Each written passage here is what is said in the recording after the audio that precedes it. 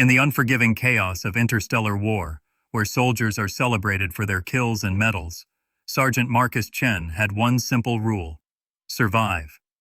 But when a victorious mission earned him a reward in the form of a captive alien woman, everything he thought he knew about honor, duty, and right versus wrong was thrown into turmoil. Lyra, a prisoner from the enemy's side, wasn't the trophy he expected. She was something far more dangerous, a mirror to his own humanity. Now, caught between his military orders and a deepening moral crisis, Marcus must decide. Will he follow the path of ruthless obedience, or choose the road of compassion that could reshape the fate of both worlds? The Unwanted Gift. Lieutenant Sarah Chen walked through the steel corridors of New Terra military base with heavy boots and an even heavier heart. The fluorescent lights cast harsh shadows on her face, highlighting the exhaustion that had settled deep into her bones after 8 months fighting the Zephyrian Empire. The war had been brutal, filled with space battles that left entire fleets as floating debris and ground campaigns that turned lush alien worlds into burning wastelands. Sarah just wanted to go home to her small apartment, take a hot shower, and sleep for a week. She wanted to forget the faces of the soldiers who hadn't made it back, forget the sound of plasma fire tearing through ship hulls, and forget the weight of command decisions that had sent good people to their deaths.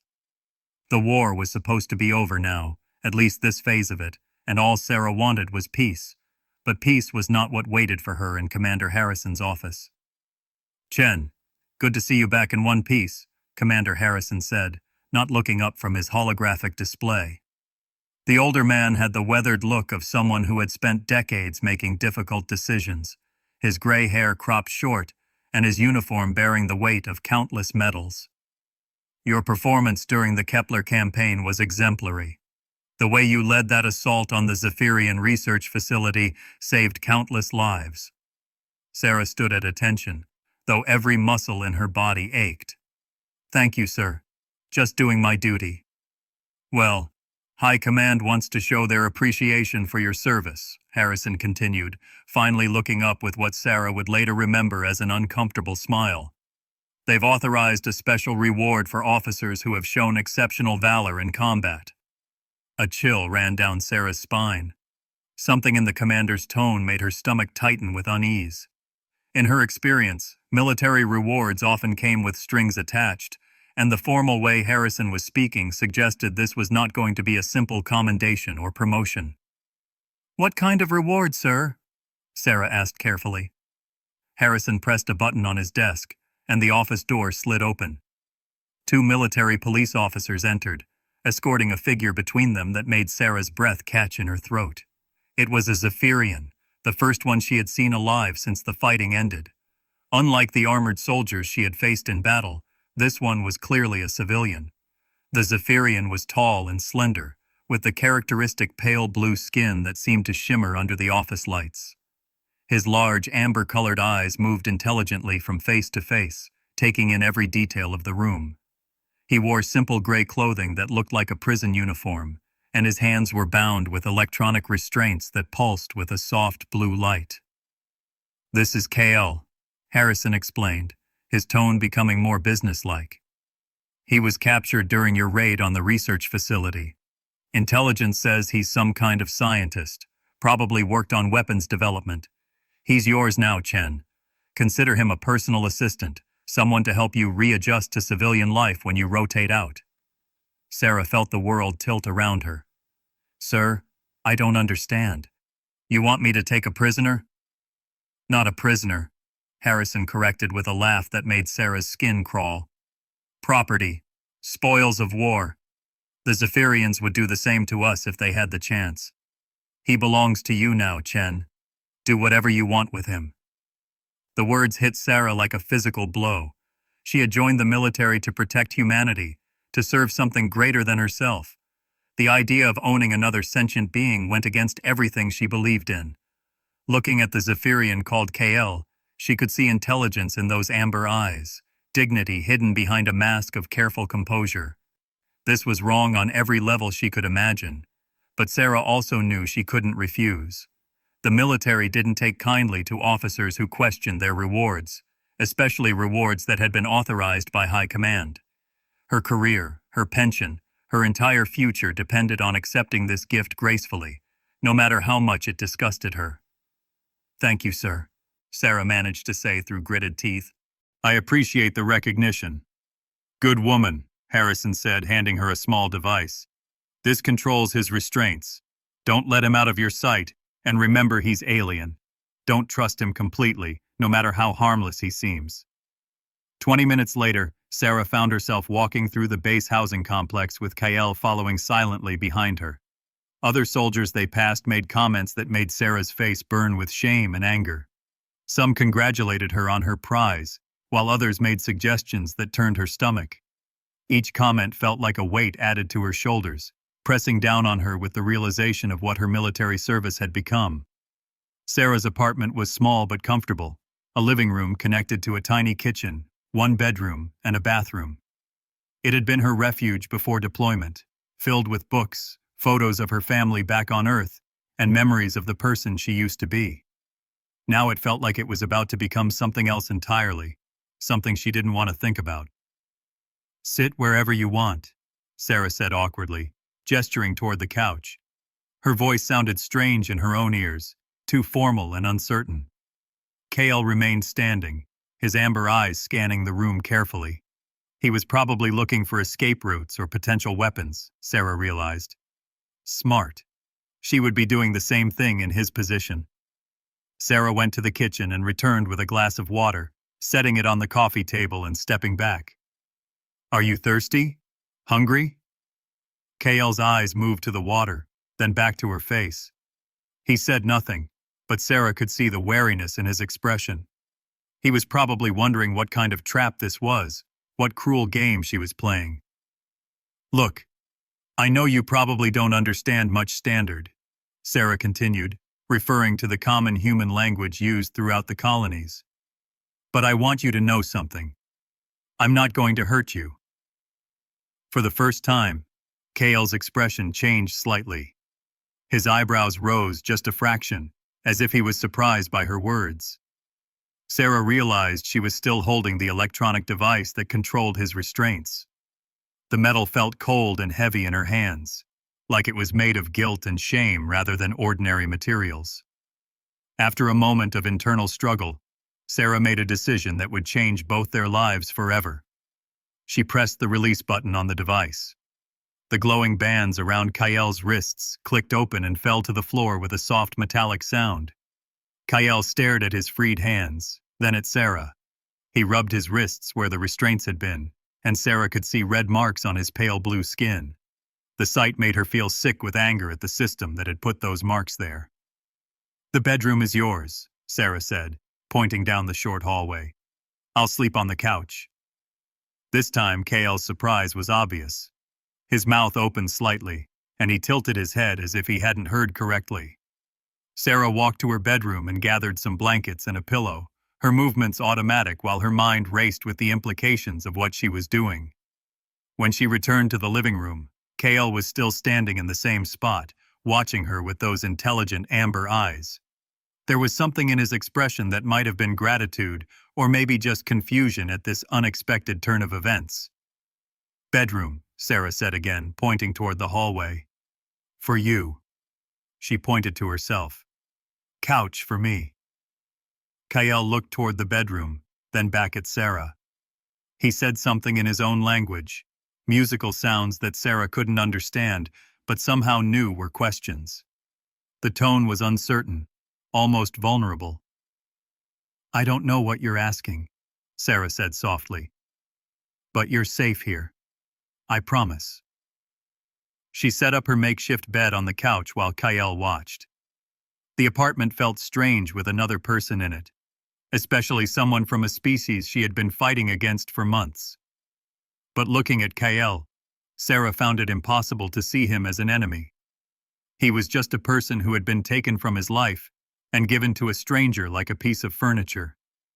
When Sarah finished preparing her bed, Kyle walked slowly toward the bedroom, pausing at the doorway to look back at her one more time. There was something in that look that Sarah would remember for the rest of her life, a mixture of wariness and hope that spoke to the fundamental decency that existed in all thinking beings. "Good night," Sarah said quietly. Kael disappeared into the bedroom, but Sarah could hear him moving around for a long time. He was probably checking the window, looking for escape routes, trying to understand what kind of situation he had found himself in. Sarah lay on the couch, staring at the ceiling and thinking about how her life had taken such an unexpected turn. She thought about her sister back on Earth, a teacher who worked with refugee children from the outer colonies. What would she say if she knew what the military had given Sarah as a reward? She thought about her grandfather, who had fought in the last great war between human factions and always told Sarah that a soldier's duty was to protect the innocent. What was innocent about enslaving prisoners of war? Around midnight, Sarah heard soft sounds from the bedroom. It took her a moment to realize what she was hearing, and when she did, her heart broke a little. Kael was crying. The sounds were quiet and muffled, but unmistakably the sound of someone grieving for everything they had lost. Sarah closed her eyes and tried to block out the sound, but it was impossible. Somewhere in her bedroom was a person who had been ripped away from his home, his family, his entire life, and given to a stranger as a reward for military service. The crying continued for almost an hour before finally stopping, and when silence returned to the apartment, Sarah found it even harder to bear than the tears had been. As dawn light began filtering through the windows, Sarah made a decision that would define the rest of her life. She couldn't undo what had been done to Kael, and she couldn't refuse the military's gift without destroying her career. But she could choose how to treat him. She could choose to see him as a person instead of property. And maybe, somehow, she could find a way to make this right. The morning sun cast long shadows across the apartment as Sarah finally drifted off to sleep, while in the bedroom, Kael sat by the window staring at an alien sky and wondering if he would ever see his home again. The bond of understanding. The first week living with Kael felt like navigating a minefield blindfolded. Sarah established a routine that she hoped would make them both comfortable, but everything felt awkward and forced.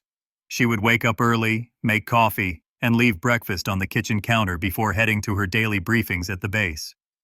When she returned each evening, the food would be gone, but Kael was always in the bedroom with the door closed. Sometimes Sarah could hear him moving around, but he never came out while she was home. She began to wonder if she had made a terrible mistake in freeing him from the restraints.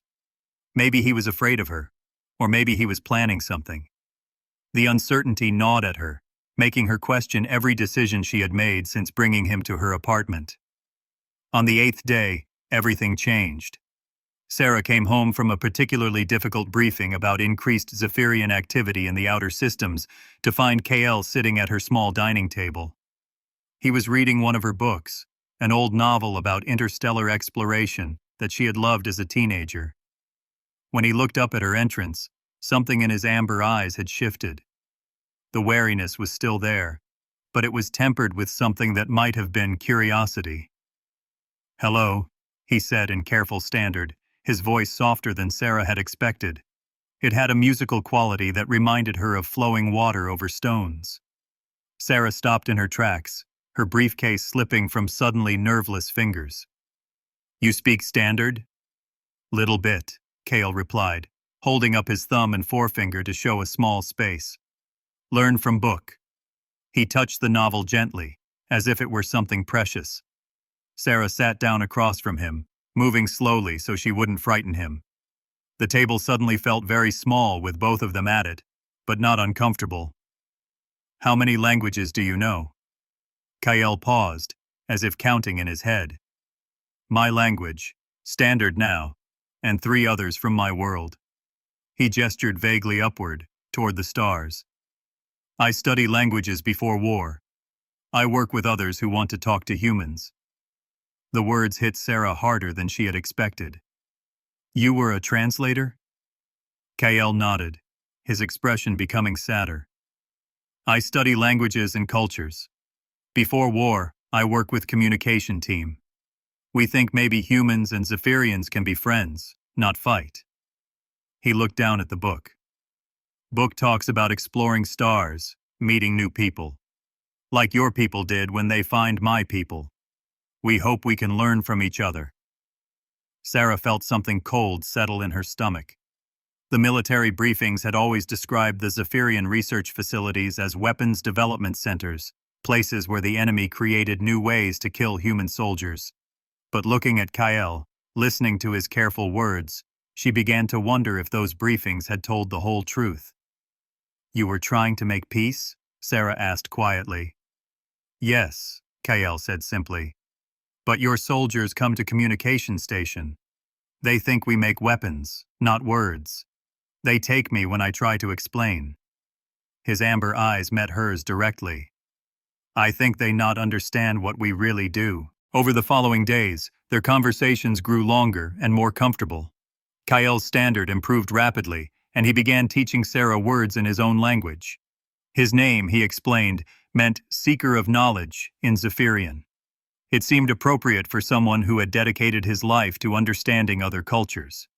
Sarah learned that Zephyrian society was built around the pursuit of knowledge and harmony with nature. They created beautiful cities that worked with their environment rather than against it, developed technologies that enhanced life rather than destroyed it, and had eliminated war among their own people centuries ago. Everything Kyle described sounded peaceful and civilized, nothing like the savage alien empire portrayed in military propaganda. "Your people," Sarah asked one evening as they shared dinner, "what are they like?" Kyle's eyes lit up with enthusiasm. "We love learning," he said, his words coming faster as his excitement grew. "We build cities that sing with wind, create art that changes with seasons, share stories that teach wisdom." His expression became sad. "We do not understand why humans want to fight us. We only want to live in peace, maybe learn from each other." Sarah discovered that Kyle had been studying human culture for years before the war began. He knew more about Earth's history than many humans did, could recite poetry from different nations, and understood complex political and social theories. His curiosity about human nature was genuine and infectious, making Sarah see her own species through new eyes. "Why do you treat me with kindness?" Kyle asked one night, his question coming out of a comfortable silence. "Other humans, they see my people as animals to be used. But you give me food, books, respect. Why?" Sarah thought about the question for a long time, watching the way the evening light played across Kyle's blue-tinted features. "Because you're a person," she said finally. "It doesn't matter what you look like or where you come from. You think, you feel, you have dreams and fears just like I do. That makes you deserving of dignity." Kyle studied her face carefully, as if he was trying to understand something complex. "Your people do not all think this way."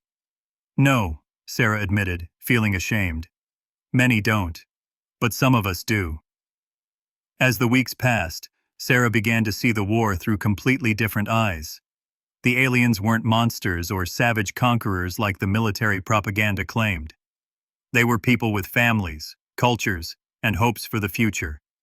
People like Kyle, who had been trying to build bridges instead of walls between their species. The change in Sarah's perspective didn't go unnoticed at the base. During briefings, she asked uncomfortable questions about prisoner treatment and civilian casualties. She challenged assumptions about Zephyrian motivations and questioned the intelligence reports that painted them as inherently violent. Her fellow officers began to look at her strangely, and her superiors started taking note of her behavior. "Chen, you've been acting strange lately," her friend Lieutenant Torres said after a particularly tense meeting. "What's gotten into you?" "Maybe I'm just tired of fighting," Sarah replied carefully. "We all are, but that doesn't mean we start sympathizing with the enemy," Torres said, his voice carrying a warning.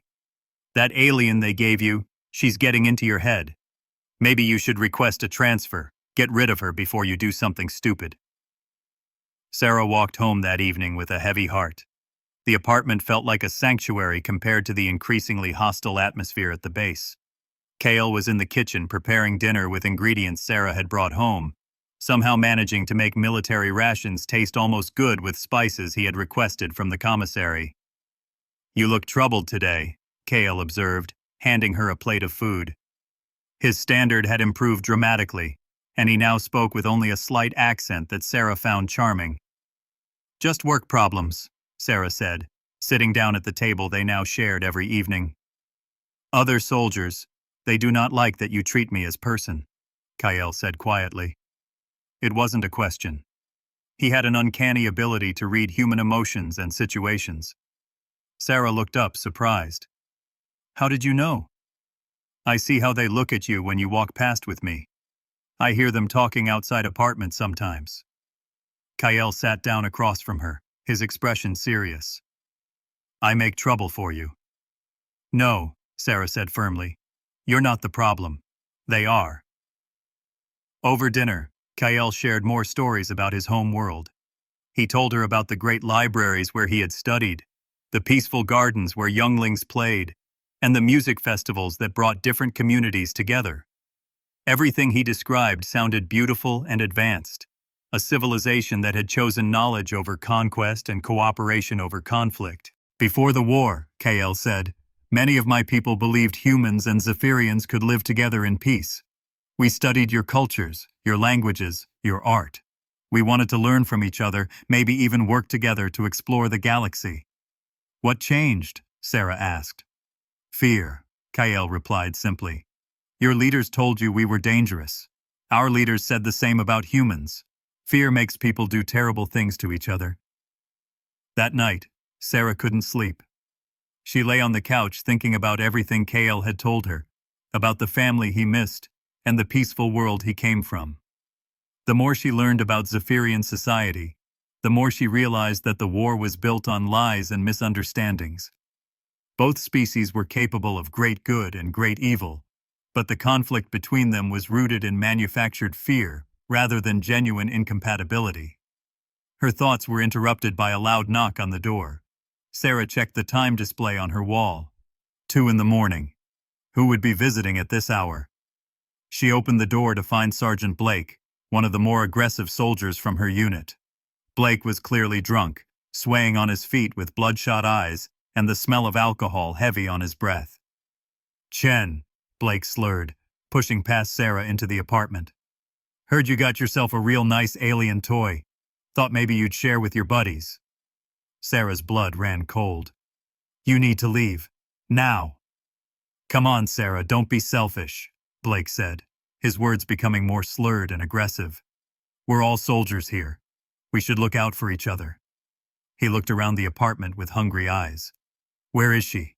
I know she's here." "He's not here," Sarah lied, knowing Kale was probably listening from the bedroom. "Don't lie to me," Blake said, his voice turning nasty. "The commander said these aliens are supposed to serve us. Well, I want some service." Blake started walking toward the bedroom, but Sarah stepped in front of him. "You're not going anywhere near him." Blake laughed, a sound devoid of humor. "What, you think you own her? She's military property, Chen. That means she belongs to all of us." "Get out of my apartment," Sarah said, her voice low and dangerous. "Now." "Or what? You'll fight me over an alien?" Blake's eyes narrowed with drunken malice. "You know what I think? I think you've gone soft. I think you've forgotten you're human." "I think you've forgotten what it means to be human," Sarah shot back. Blake swung at her, but Sarah was ready. Years of military training kicked in as she dodged the clumsy punch and grabbed Blake's arm, twisting it behind his back in one smooth motion. "I said get out," Sarah growled in Blake's ear, applying just enough pressure to make her point clear. "This isn't over, Chen," Blake spat as Sarah pushed him toward the door. "The commander's going to hear about this. You're protecting the enemy." After Blake left, Sarah locked the door and leaned against it, her heart pounding. A few minutes later, Kale emerged from the bedroom, his face pale with fear and concern. "I heard everything," he said quietly. "He wanted to hurt me." "He'll never get the chance," Sarah promised. "I won't let anyone hurt you." But even as she said the words, Sarah knew their time was running out. Blake would report what had happened, and Commander Harrison would start asking difficult questions. Soon Sarah would have to choose between her military career and protecting Kyle. Looking at the person who had become not just her responsibility but her friend, she realized the choice had already been made. The price of freedom. The next morning brought consequences faster than Sarah had expected. She was barely through the base entrance when Lieutenant Torres intercepted her with a grim expression. "Sarah, you need to be careful," he said quietly, glancing around to make sure they weren't overheard. "Blake filed a report about last night. He's claiming you refused to share military property and threatened a fellow soldier." Sarah felt her stomach drop. "What did the commander say?" "He wants to see you in his office. Now." Torres paused, his expression softening with concern. "Sarah, whatever's going on with you and that alien, you need to figure it out fast. There are rumors that some officers are starting to question your loyalty." The walk to Commander Harrison's office felt like a death march. Sarah knew that her military career was about to end, but she found herself strangely calm about it. Some things were more important than career advancement, and protecting Kale had become one of them. "Chen," Commander Harrison said without looking up from his paperwork when she entered, "I hear you had some trouble last night." "Sergeant Blake was drunk and disorderly in my quarters, sir," Sarah replied, standing at attention. "That's not how he tells it." Harrison finally looked up, his eyes cold and calculating. "He says you refused to share your alien with fellow soldiers. That's not very team-spirited of you, soldier." "With respect, sir, I believe treating prisoners as property violates basic human decency." The words hung in the air like a challenge. Harrison's face slowly turned red with anger as he stood up from his desk. "Human decency?" he said, his voice dangerously quiet. "Chen, these aliens killed thousands of our people. They're the enemy, not your friends. What happens to them is irrelevant as long as it serves human interests." "But sir, what if we're wrong about them? What if there's a chance for peace?" "I'm going to pretend I didn't hear you say that," Harrison said, his voice rising. "You're going to go home, and you're going to think very carefully about whose side you're on. Because if I hear any more of this alien-loving nonsense from you, your military career will be over." Sarah walked home knowing that her career was probably over anyway. She had crossed a line that couldn't be uncrossed, but as she opened her apartment door and saw Kyle waiting for her with worried amber eyes, she realized she had no regrets. "They know," Kyle said simply when he saw her expression. "Soon they will take me away."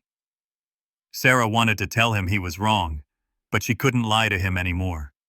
The military was losing patience with her behavior, and rumors were spreading that she had become too attached to her alien prisoner. It was only a matter of time before they decided to reassign Kale, or worse.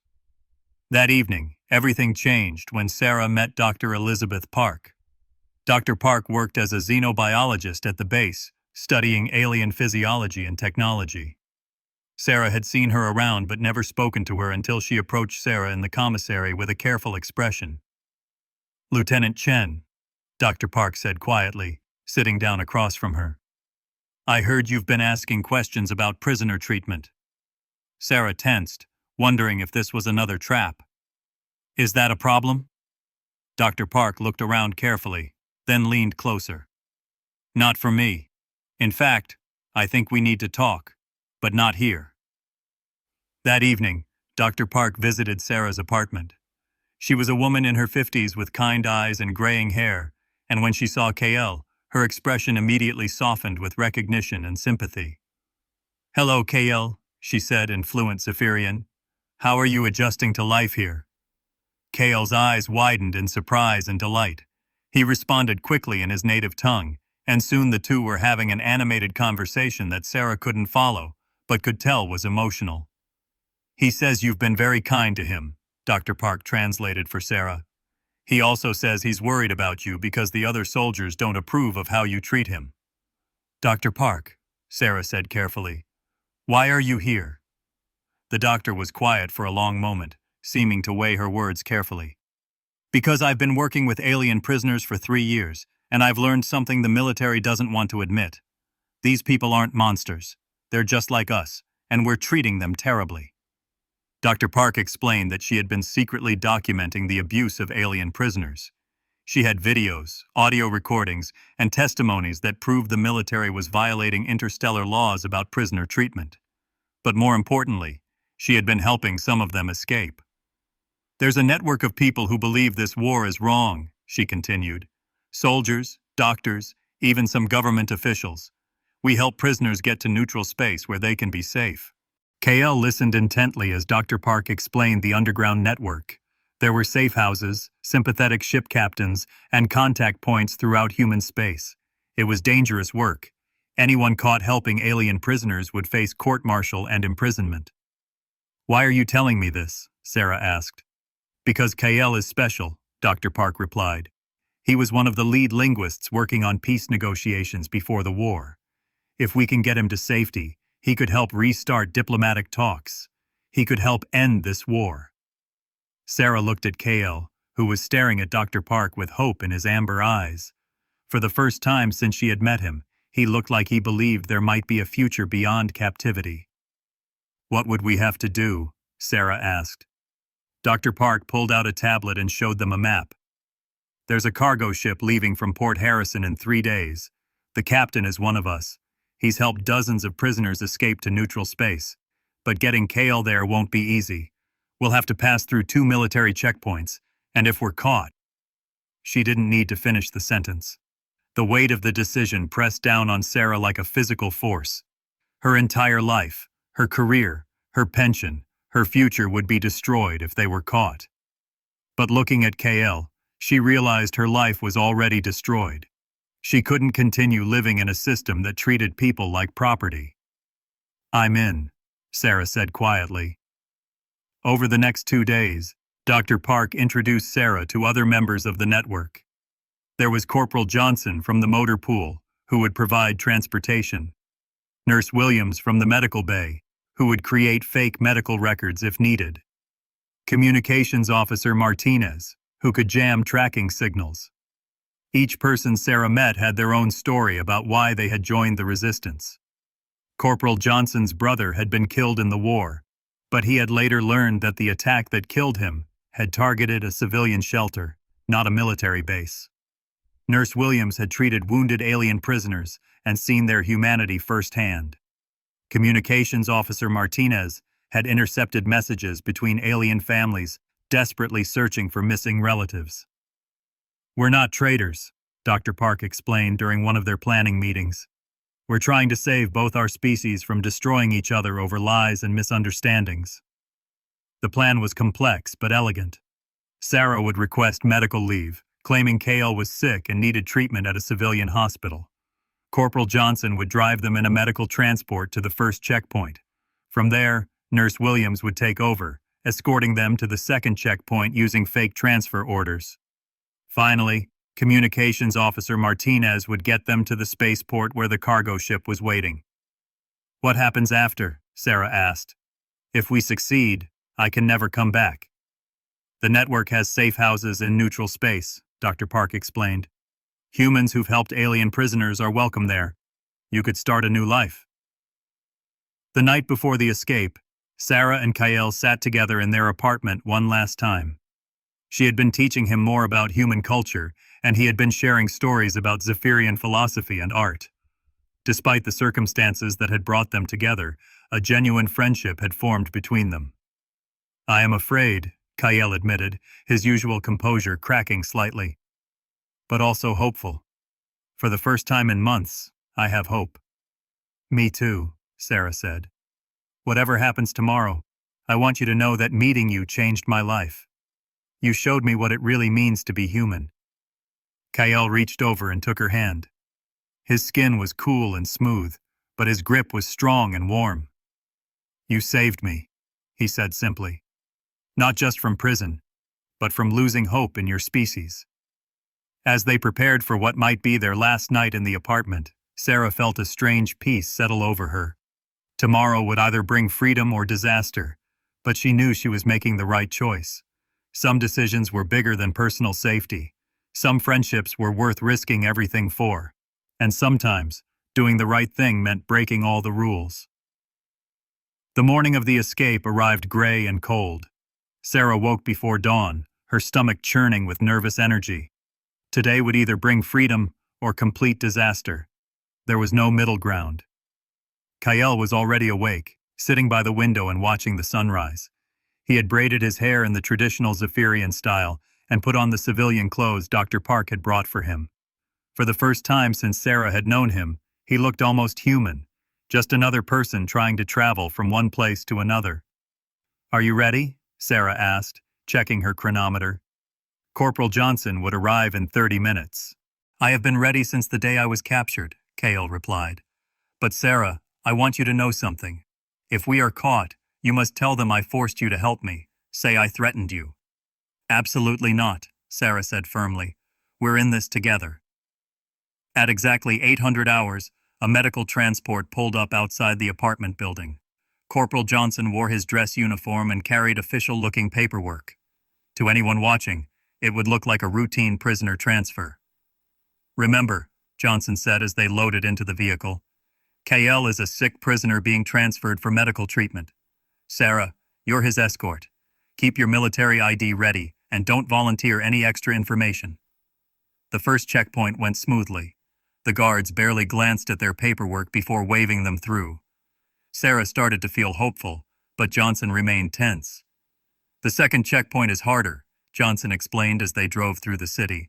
"Sergeant Peterson runs it, and he's suspicious of everyone. Just stay calm, and let me do the talking." Halfway to the second checkpoint, Johnson's radio crackled to life.